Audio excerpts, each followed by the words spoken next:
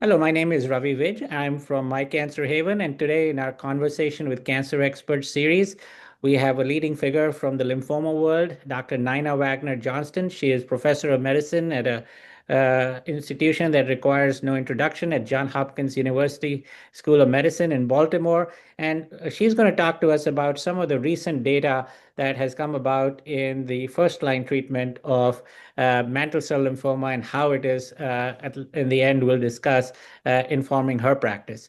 So, Nina, welcome. Thanks for having me. I'm excited to be here. So, Nina, so obviously, I think there's a lot going on in mantle cell, and there's always been this controversy, even in years before BTK inhibitors started coming about, whether you should transplant these patients or not transplant these patients. And but obviously, the data from BTK inhibitors is really changing the landscape of treatment, among other trials as well.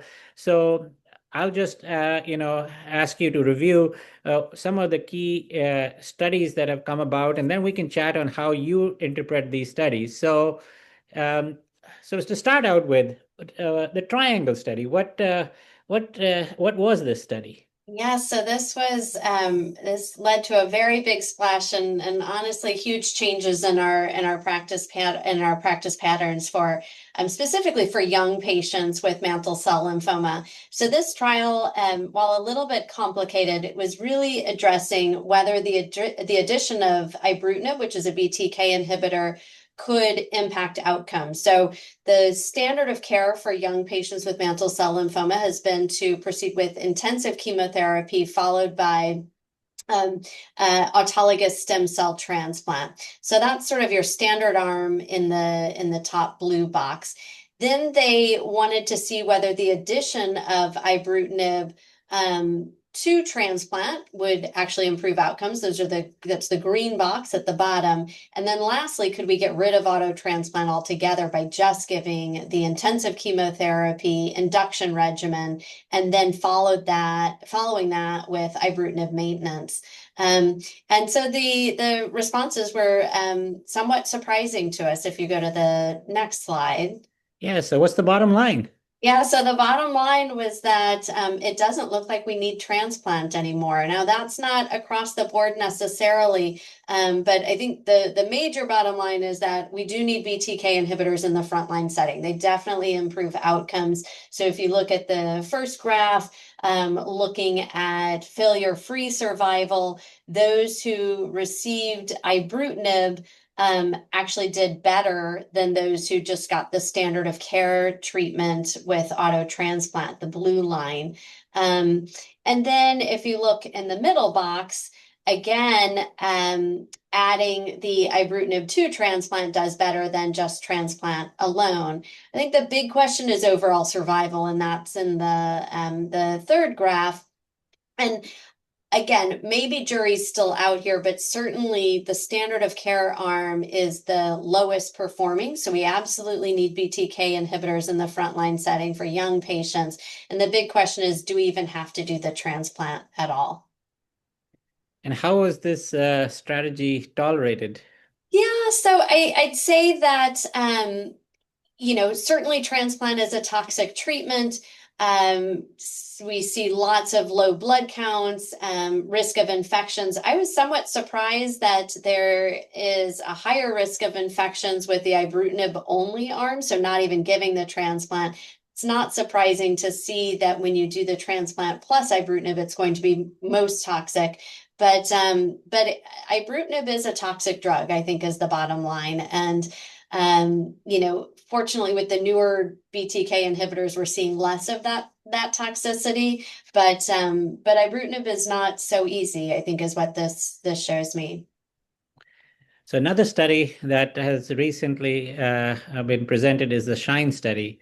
What can you tell us about this trial? Yeah, so the SHINE study also used the older BTK inhibitor ibrutinib and added that to the standard chemoimmunotherapy regimen of bendamustine and rituximab, which has been our standard for older patients who are not transplant candidates. And so this was a placebo-controlled study comparing what we'll call just BR, which is the chemoimmunotherapy backbone, plus or minus the ibrutinib. And the ibrutinib here continues until progression or until there's too much toxicity. That's in direct distinction from the above triangle trial that we talked about, where the ibrutinib maintenance only continues for 2 years. And so this was a comparative trial looking at differences in progression-free survival. And what would we learn? So the progression-free survival looks really favorable here. So it was, exciting to see that, again, significant improvements in progression-free survival.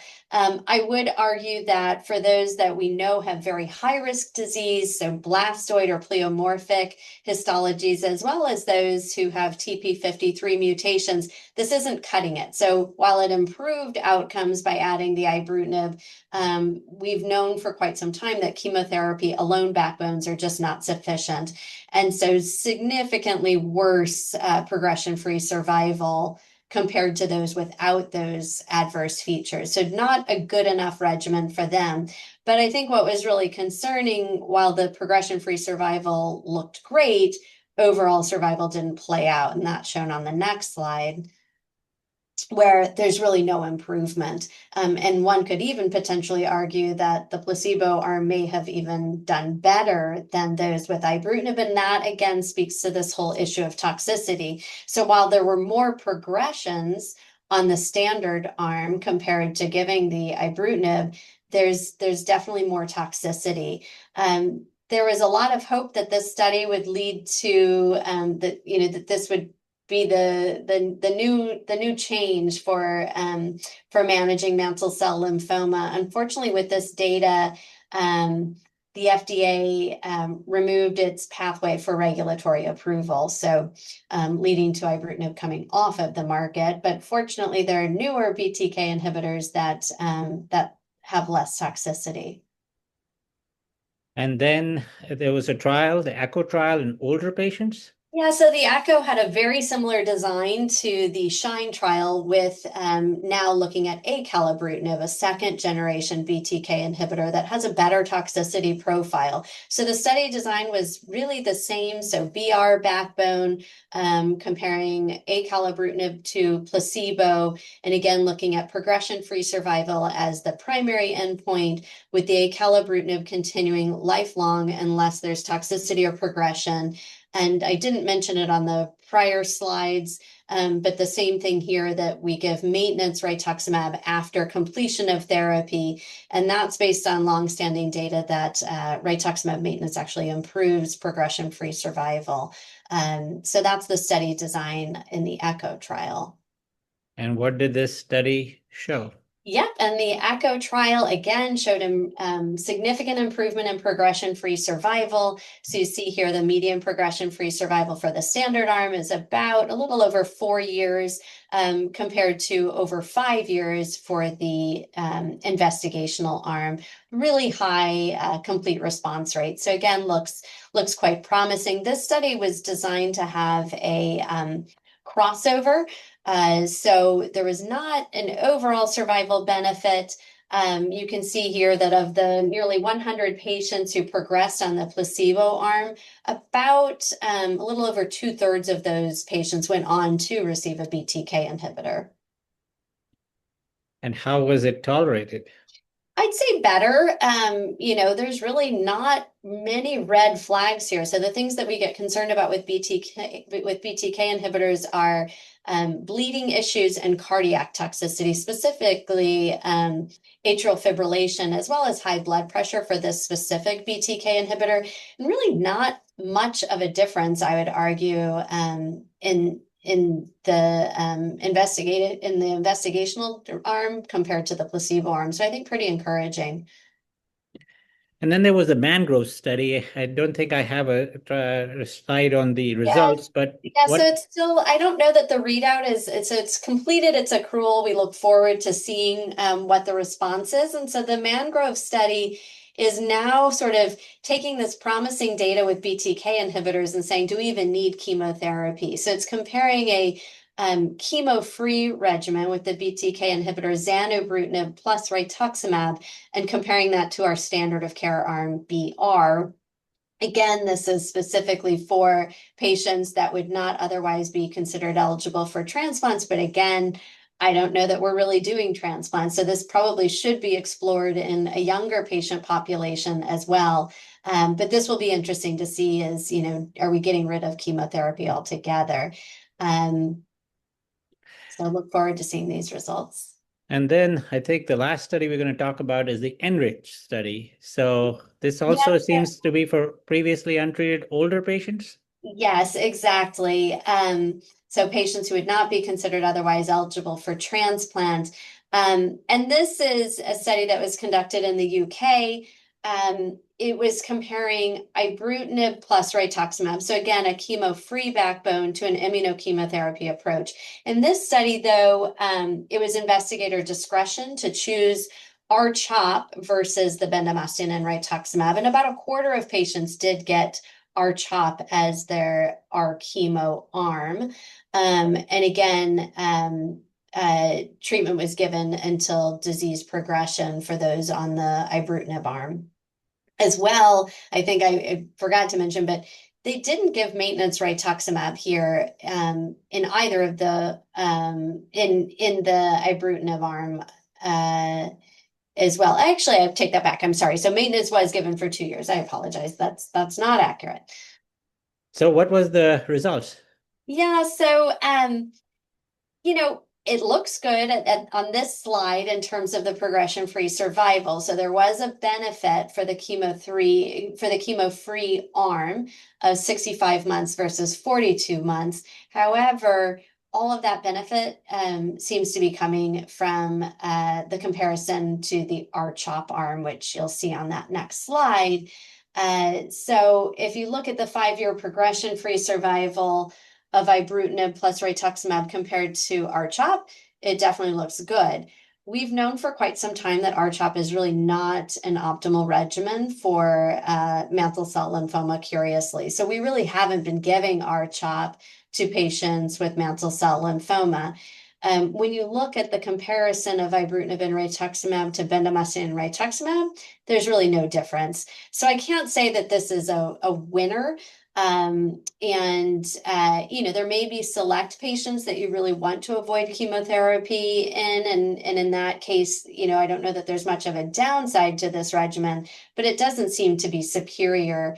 And because you're giving the ibrutinib for a long period of time compared to finite therapy with BR for 6 cycles, this wouldn't be something that I would just automatically do. Again, with the caveat that ibrutinib is just not as good of a BTK inhibitor. We're not even able to give it anymore. So I really think that the previous study is going to shed more light in terms of a chemo-free approach with one of the more novel BTK inhibitors.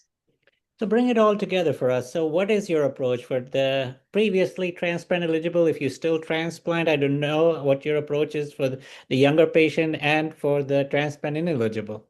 Yeah, so for older patients with mantle cell lymphoma, I think that doing a combination of chemoimmunotherapy. So my backbone has been bendamustine and rituximab, and adding a BTK inhibitor. And my go-to has been acalabrutinib based on an ECOG study that has yet to be published, but was presented that shows very good results. So that's sort of my go-to for older patients. I think for younger patients, the jury is really still out. I know many people have fully gotten rid of auto transplants. What I would say is that for any individual that still has residual disease at the end of their induction, that is somebody that I would potentially consider doing an auto stem cell transplant. So one study that we didn't mention was another ECOG trial that was presented as a late-breaking abstract by Dr. Fensky in December of 2024, where patients were checked for minimal residual disease. They could get any induction regimen. And for those who are MRD negative, there's no benefit for transplant. So in those scenarios, so if I give somebody, for example, a frontline even BR plus acalabrutinib, and if they're MRD negative, I think they're finished. And if they're MRD positive, there may be some role in those individuals that they can actually convert to MRD negative. So that's sort of how I would look at this. I wouldn't automatically be planning an auto transplant really for any of my patients now. So all of this data has really been very much practice changing, and I think highlights the importance of incorporating BTK inhibitors in the frontline setting. And I'm sure there'll be a lot more to come in the future as some of the other modalities, including bispecifics and CAR Ts, potentially move into earlier lines. Are there such moves afoot? Yes, absolutely. So again, this has been a super exciting time in this field. So we are starting to look at frontline approaches of giving bispecifics earlier, even in the first line setting, looking at CAR T in the first line setting. So we'll see. I think the jury's still out. I think, it's definitely a moving field, and how we're going to be treating patients today compared to 2 years from now, I'm sure is going to change. Well, I really wish to thank you very much for taking the time to educate our audience about this rapidly evolving field, and hopefully can turn to you for other such issues in the future. Thank you very much. Thank you.